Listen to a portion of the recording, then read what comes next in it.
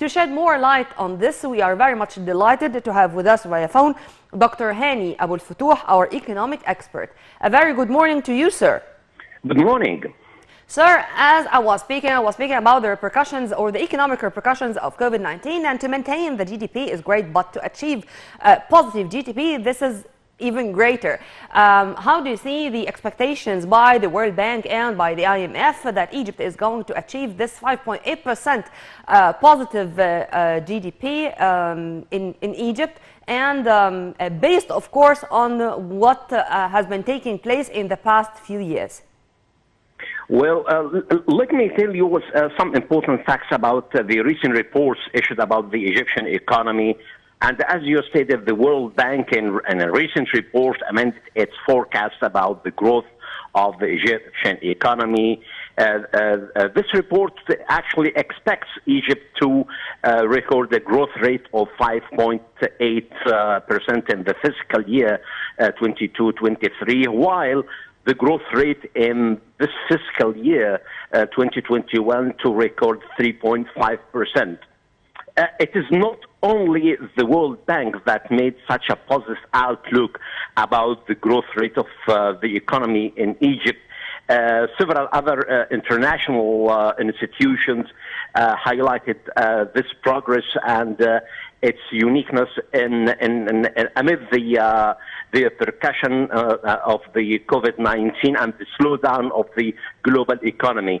And as rightfully said, the International Monetary Fund also stated that in a recent report issued last month that Egypt would achieve 3.5%, the same outlook that was released last week by the World Bank. And this growth rate actually is the only positive growth rate in the Middle East and North Africa region. Sir, I'd like to echo what you're saying, if you permit me to. This is to be added to the mega projects being inaugurated a day after the other and all over Egypt, the industrial zones which are receiving or are attracting more investments, whether from inside or outside Egypt. Also, the infrastructure, the roads network, the bridge network, build it and will come, as the Americans are saying. How do you think going in parallel, I mean, to inaugurate or to invest in mega projects and in the same time to maintain the GDP or to maintain the current situation even among all the challenges we are facing, economically, of course? In fact, this was a very challenging issue. While almost every economy is either shutting down or postponing the projects and infrastructure, the huge projects. We see in Egypt that the president is inaugurating several mega projects, and these projects all together have contributed to achieving a positive growth rate in this fiscal year and the coming fiscal year. This means that Egypt has taken the right measures to reform the economy, and every country now has seen the Egyptian experience in implementing the economic reform program, which yielded very good results. While we see other economies in the region are still suffering from the slowdown of the global economy, we see that Egypt is progressing, and we are opening mega projects which were in the plans when these have not been postponed. These were still in schedule and being progressed day after day. Yes, sir. And also, in the same time, the political leadership is all the time keen to say that the poor or the low-income brackets are not going to be affected by the economic reform program. And with a project like Solidarity and Dignity or Hany Abou,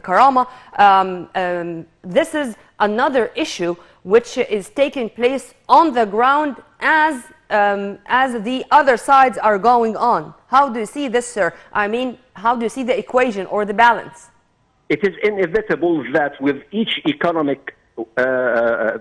every economic reform program, there must be several repercussions, particularly felt by the low-income citizens. And that's why at the beginning of the economic reform program, it was stipulated that Egypt would take in consideration how to compensate the low-income category of the society by allocating sufficient, reasonable funds for paying, for subsidizing the low-income category of the economy. And as far as I remember, there are more than 17 programs of the social solidarity to alleviate poverty and help the needy category of the economy. And it was expected that with the difficult measures taking during implementing the economic reform program, several categories of the economy would suffer, and this has been taken into consideration. Yeah. Sir, one final question also to another side of the coin, the fruitful cooperation between Egypt and particularly the brotherly nations. The inauguration of King Salman University, for example, in South Sinai just 24 hours ago, was a symbol of fruitful cooperation, economic, educational, and of course the historic ties between Egypt and Saudi Arabia. We cannot talk about them without mentioning the long years of fruitful cooperation and mutual respect and relationship. And last but not least, also as an example, Prime Minister Dr. Mustafa Madbouli was in Iraq to co-chair with his Iraqi counterpart the Higher Iraqi-Egyptian Committee, and with direct instructions from President Sisi to give the full economic support to the Iraqi people in time of crises. How do you see also taking into consideration exchanging expertise and moving forward with the economic cooperation between Egypt and brotherly nations?